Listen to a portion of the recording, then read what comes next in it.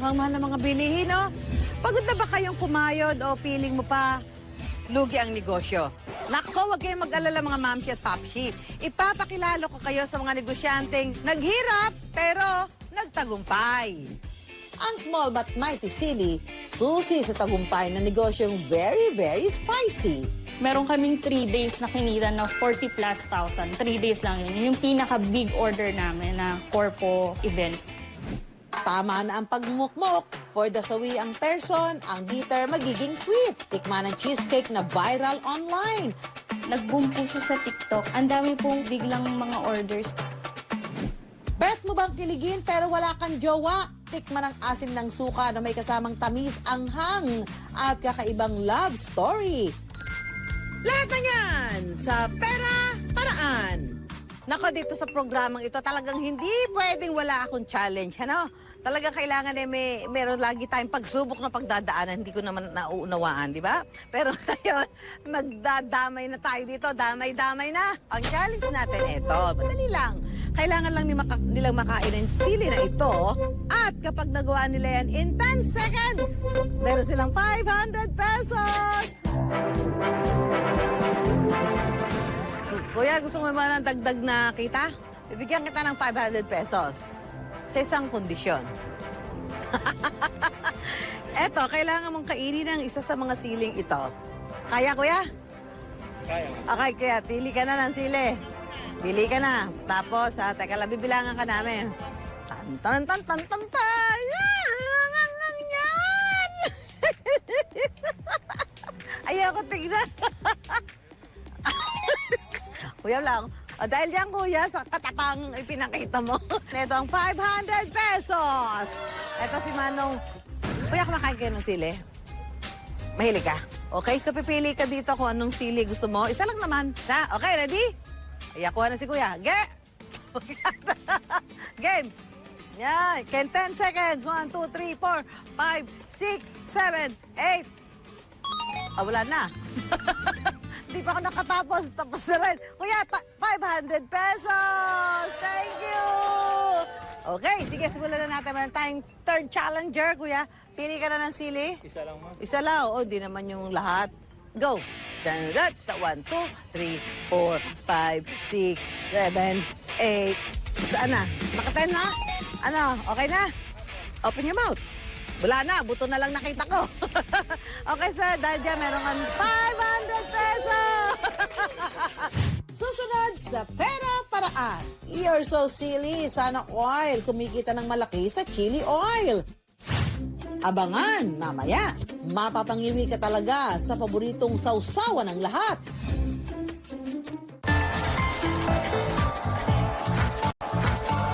Sa bawat kain ng Pinoy, hindi mawawala ang sausawan. Para sa mga sili is life, saktong sausawan nito ng siomay, tokwat baboy, lugaw, mani hanggang lumpiang Shanghai. Mapapasano oil ka na lang sa chili oil.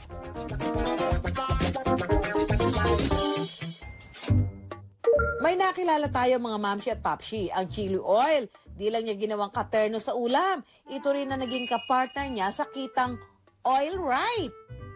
Dahil sa hilig niya sa pagluluto, nagsimula ng sarili negosyo si Clarissa. Noong 23 years old pa lang siya. Nagsimula kami sa bagoong, atsarang papaya, tsaka siling haba na atsara. Pero nang mag-alok na raw siya ng nausong chili oil, nagulat siya sa lakas ng benta. Nagulat po ako kasi super supportive nung family and friends namin. So yung unang-una kong post, sinold out nila. Sila talaga, nagbigay ng feedback. Nung nilagay ko na siya dun sa online selling platform, una takot ako dahil baka hindi magustuhan ng ibang tao. Pero okay din naman siya kasi marami na kaming regular customers. Chili oil daw ang nakatulong sa kanilang mga pangangailangan noong kasagsagan ng pandemya. Siya na nagbabayad ng bills namin. Siya na rin bumubuhay sa amin bukod sa work ko. Bumibili ng gamot ng daddy ko. Ang hilig ni Clarissa sa pagluluto, impluensya raw ng kanyang lolo at lola. So kaya nagkaroon ng Claire's Kitchen Manila. Dahil ang lolo ko tawag sa akin Claire. Ang real name ko kasi Clarissa. So naging special yung Claire. Kasi yung mga distant relative lang yung tumatawag sa akin noon. Lalo ang lolo ko kasi mahilig din siya magluto, kaya kami magkasundo. Tuwan-tuwa siya pag naka-plating yung food. Talagang yung smile niya malaki. Kaya ganoon na lang daw kasakit para kay Clarissa nang magkasunod na pumanaw ang kanyang lolo at lola. Yun yung pinakadagok ko. Iba yung lungkot nung nawala sila. Pero ang lungkot na naramdaman ni Clarissa, idinaan niya sa pagluluto. Kapag may pinagdadaanan yung business nyo, lagi nyo lang iisipin, when you're down, there's no way to go but up. Dahil sa pagpupursigi ang maliit na sinimulan ni Clarissa, napalagunan niya. Meron kaming 3 days na kinita na 40 plus thousand. 3 days lang yun. Yung pinaka-big order namin na corpo event. Sa isang kawali ay ilagay ang mantika, isunod na rin ang spices na magbibigay ng lasa sa oil. Habang ini-infuse natin yung herbs and spices sa oil, pwede na tayong mag-blender ng chili and garlic. Kapag nadurog na ang sili at bawang, itabi muna ito. Pag brown na yung mga herbs and spices na nilagay natin, pwede na natin ilagay yung garlic. Kapag medyo tostado na ang bawang, ay pwede nang isunod ang sili. After 1 hour, pag okay na yung texture ng niluluto natin, luto na siya. Ngayon, luto na ang ating chili garlic oil. Pwede na natin siyang ilagay sa garapon. Para masiguro na malinis ang produkto, dumadaan sa sterilization ang mga boteng ginagamit nila.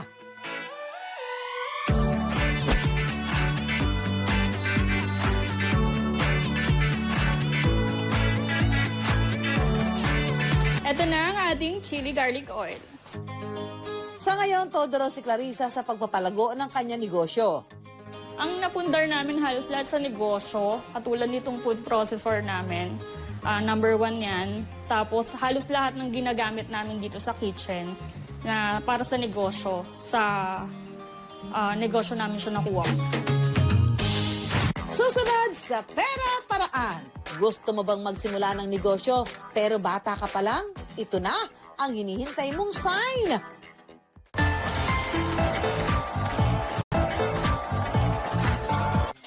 Ang magkasintahang Jo Marie at Daniel, maaga raw napasabak sa pagnenegosyo. Estudyante at 23 years old lang noon si Jo Marie, habang teacher at 22 years old lang si Daniel. Dahil sa di inaasahang biyaya na bunga ng kanilang pagsasama, kinailangang mag-isip ng dalawa ng pagkakakitaan.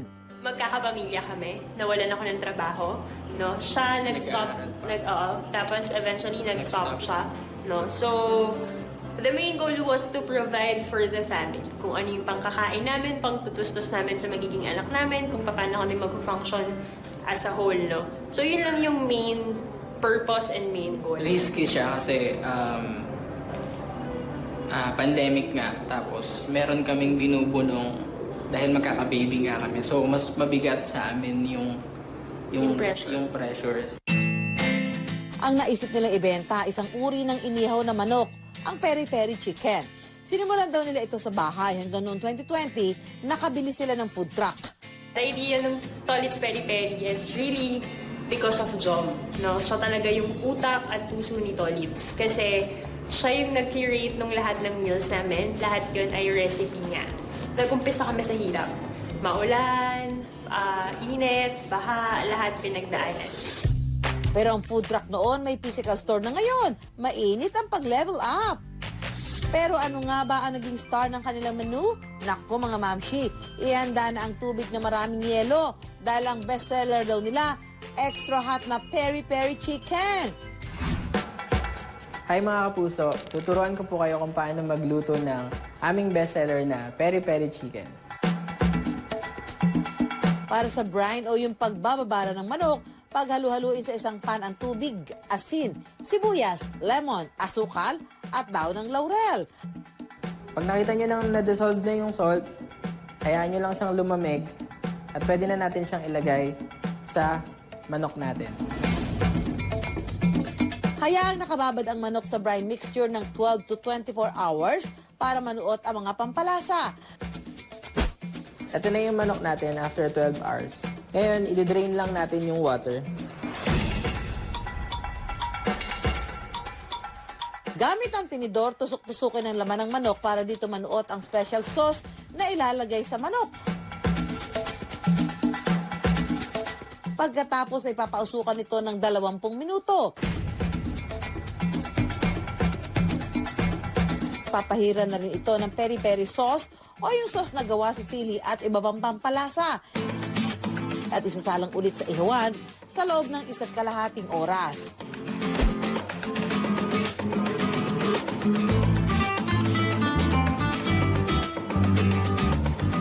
Ito na po ang ating peri-peri chicken. Sobrang lambot and talagang yung lasa niya talagang tagos na tagos dun sa puso. Sulit na sulit talaga. Sa experience ni na Jo Marie at Daniel sa pagninegosyo, hindi raw puro tamis lang. Darating din ang anghang at pait na mga pagsubok.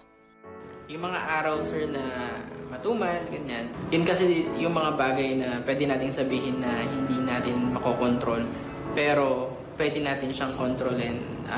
Bumawi tayo sa social media marketing, mag-alok. Kasi kung may unang maniniwala sa produkto mo, ikaw dapat eh. Napaso man sa ilang pagkakamali, ninamnam daw nila Jo Marie at Daniel ang mga aral na hatid dito. Kaya mas nalalasat nila ngayon ang bunga ng kanilang mga pagsisikap. Nakapagbigay din tayo sa family namin parehas. Na dati ako yung tumatanggap sa tatay ko, ngayon ako na yung nakakapag-abot. And at the same time, more than what we're expecting na buhay na maibibigay doon sa anak namin, naibigay namin. No? And syempre, aside from that, yung future niya, nakaplano na. Mula sa puhunang 17,000 pesos, kumikita na sila ngayon ng 230 hanggang 250,000 pesos kada buwan. Mayroon na rin silang 12 franchise at madadagdagan pa raw ito. Sa ngayon, 24 at 25 years old na sina Daniel at Jo Marie. Ang payo nila sa mga magsisimula pa lang magnegosyo, magtiwala lang sa sarili kahit bata pa. Dahil bata pa nga kami nung nag-start. Yung pros nun, pag nagkamali ka, you have a lot of time para itama yung mga pagkakamali mo. Hindi naman dahil, hindi ko sinasabing pag matanda ka na, wala ka ng time. Pero, yung energy mo, ganun pa din. Kasi alam mong kaya mo pa. Ang anghang kung minsan masakit, mahapdi. Pagpapawisan ka at magdududa ka kung kaya mo bang tagalan. Pero kung minsan, pwede rin itong pampagana sa pagkain, sa buhay, sa bawat laban. Dahil ang tagumpay ika nga, mas masarap kung pinaghirapan. Susunod sa Pera Paraan. Cheese is it, mga mamshi! Cheesecake na aesthetic at swak sa panlasa. Choco caramel takoyaki, saan ba makakatikim niyan? Pagiging adventurous sa pagkain ni Miko dahilan kaya niya natikman ang Japanese snack na takoyaki. 4 years ago, hindi pa siya popular here in the Philippines. So we wanted to bring the Japanese culture into the Filipino market na affordable. August 2018, nabuksan ni Miko ang kanyang takoyaki business na tinawag niyang Pakamura. Bukod sa tunog Japanese ay talaga naman daw na mura ang kanyang tinda. Mula sa pangkaraniwang takoyaki na may palamang gulay at octopus, nag-isip din si Miko ng takoyaki na pang-dessert. So we wanted to capture the market of kids na syempre sweet at the same time yung tipong gusto nila talagang imerienda. Ang resulta, ang classic chokoyaki at caramel chokoyaki. Chocolate bar on the inside with chocolate at caramel syrup on top. Dessert charm! Para raw itong pancake na hugis bola. Benta sa mga bagets na mahilig sa matatamis. Bukod sa chocorific na flavor, meron din siyang makeso. Nariyan ang cheesy baby taco na may cheese at baby octopus sa loob at labas.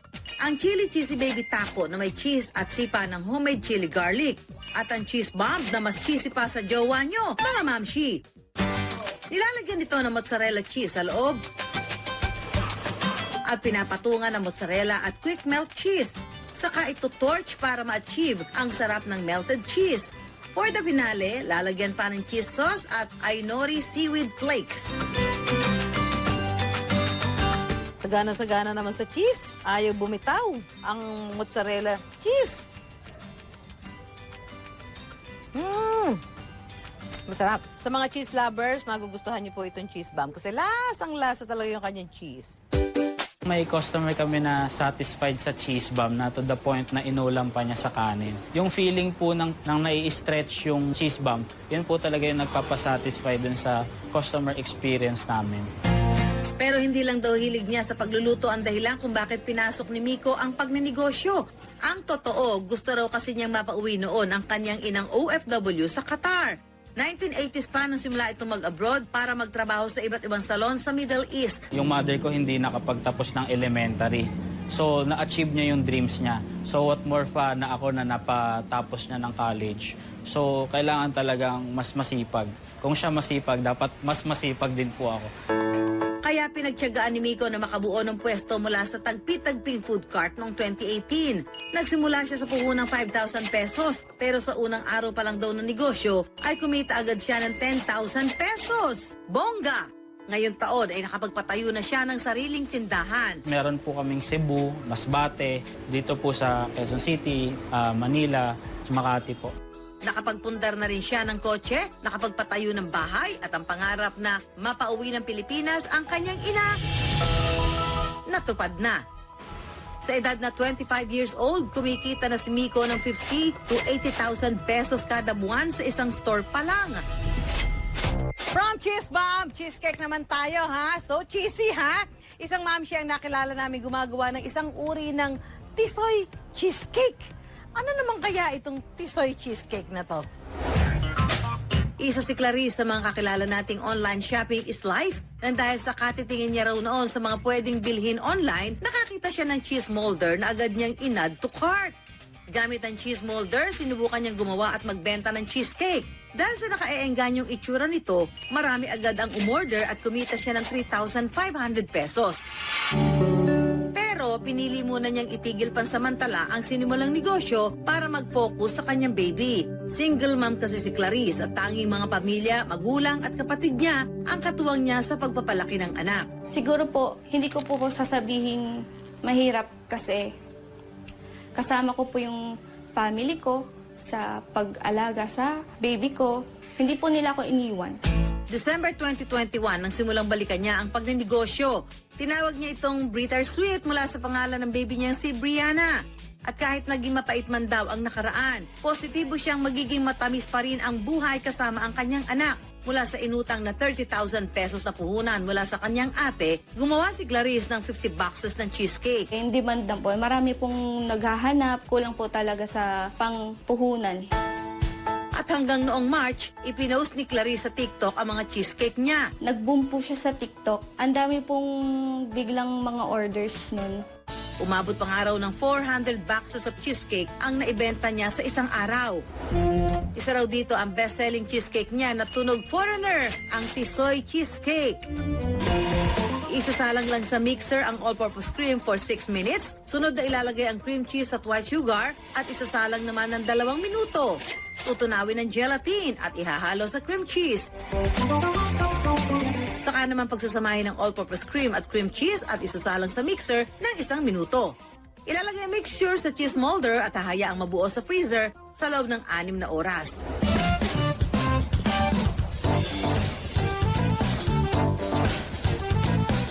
Masarap siya, tsaka very cheesy. Hindi siya masyadong matamis, sakto lang sa panlasa. Bukod sa tisoy, mayroon din siyang cheesy cheesecake for 300 pesos, Oreo cheesecake for 350 pesos, at kung gusto nyong tikman lahat, pwede rin naman. Cheerio Trio o pinagsama-samang cheesy, tisoy at Oreo cheesecake in a box ang para sa inyo sa halaga lang 400 pesos.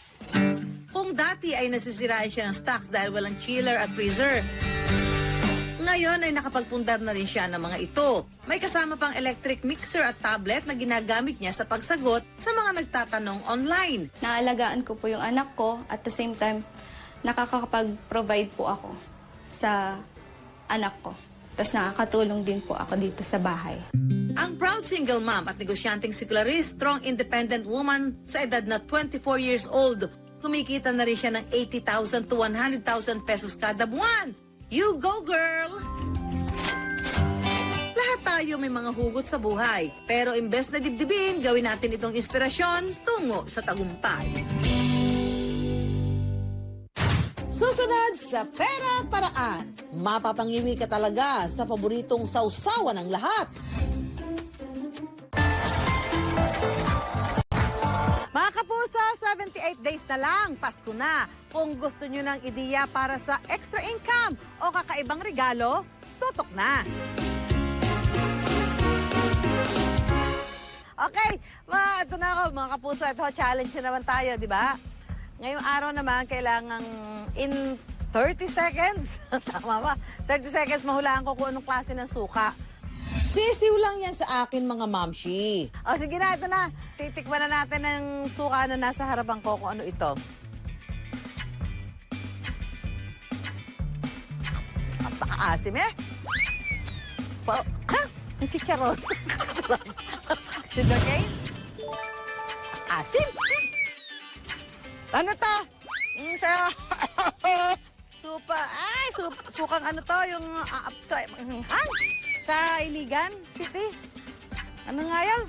Yung pinakurat.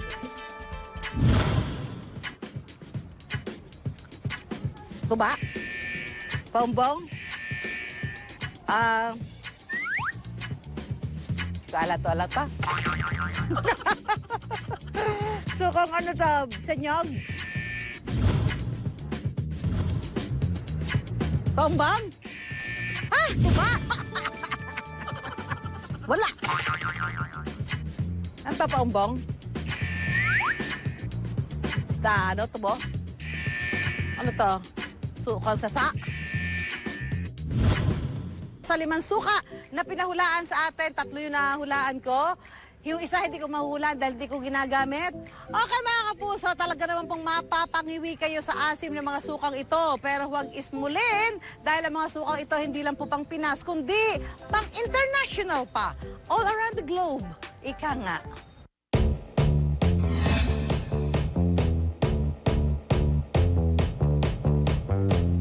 Sukang sinamak. Dito nagsimula ang negosyo ni JC. Mahilig ako magtanim ng sili. Kasi maraming kulay yung sili. One day, yung wife ko, kinuha niya. Kasi mahilig siya gumawa ng sinamak. Tapos ang daming humingi. After a while, binibigyan niya naman sila. Tapos, hindi na namin kaya kayo bigyan kasi naubusan kami. Bibili kami. So doon kami nagsimula.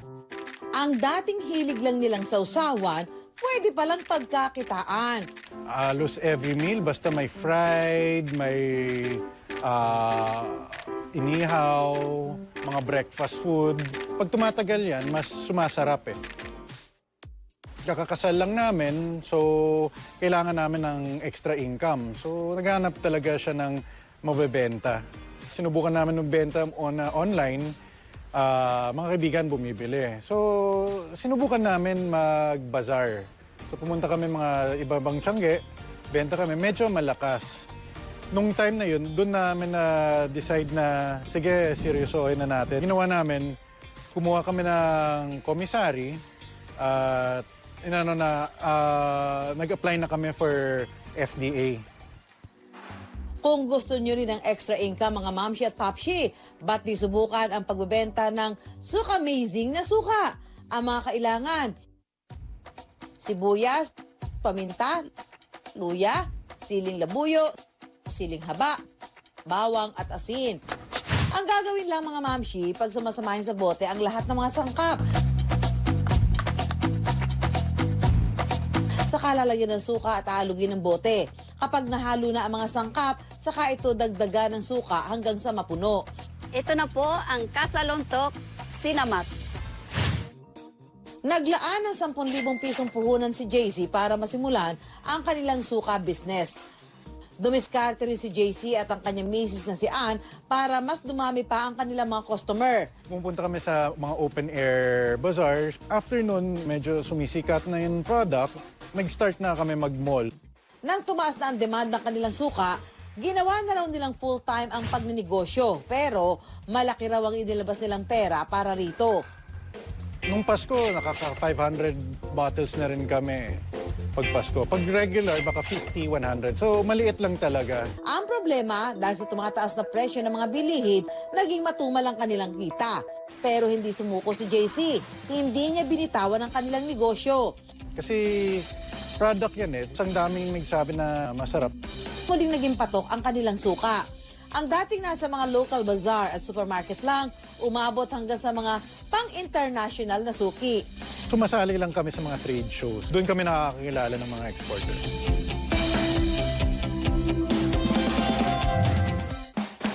Dahil naniwala siya sa kanilang produkto, todo arangkada na ang kasaluntok ngayon. Every month, nasa 5 to 10,000 bottles. Pag kinalculate mo, nasa around 100,000 a month. Pero kasabay ng unti-unting pag-abot kamay ng tagumpay, dumating ang di inaasahang lungkot sa buhay ni JC. Ang katwang at partner niya sa buhay at sa negosyo na si Ann. So nawala siya 2019. So actually, kakaramdam lang niya ng break-even eh. Yung nawala siya, sobrang depressed ako. Actually, gusto ko sira yung business. Dahil siya talaga yung nag-start eh. Lahat namimiss ko. Namimiss ko na may kausap. Namimiss ko tungkol sa negosyo. Namimiss ko may tumutulong sa akin. Kunyari, nakapasok kami sa grocery na sobrang saya. Namimiss ko yung may nag-share sa kasayahan. Sa kabila ng pait, ipinagpatuloy ni JC ang sinimula ng kanyang asawa. Yung grief ko, finocus ko sa business. Ginawa ko ako nag-deliver. Hanggang ngayon ako pa rin nag-deliver. May mga kaibigan ako nagsinabi sa akin na legacy niya yan eh. Kailangan mo ituloy. Dahil papalapit na ang Pasko, ang Christmas packages ng Kasaluntok, i-flex na yan. Sigurado ako masaya siya. Kasi ito talaga yung pangarap niya eh. Promise ko sa kanya na itutuloy ko at ipapalaki ko yung negosyo para makilala yung brand ng Kasaluntok na ginawa niya. Maasiman o minsan naging mapait ang sinapit mo sa negosyo. Ang tiyaga at paniniwala sa iyong produkto, ang sikreto sa matamis na asenso. Kaya laging tandaan, pera lang yan, kayang-kayang gawa ng paraan. Hanggang sa susunod na Sabado, 10:45 ng umaga sa GMA, ako po si Susan Enriquez para sa Pera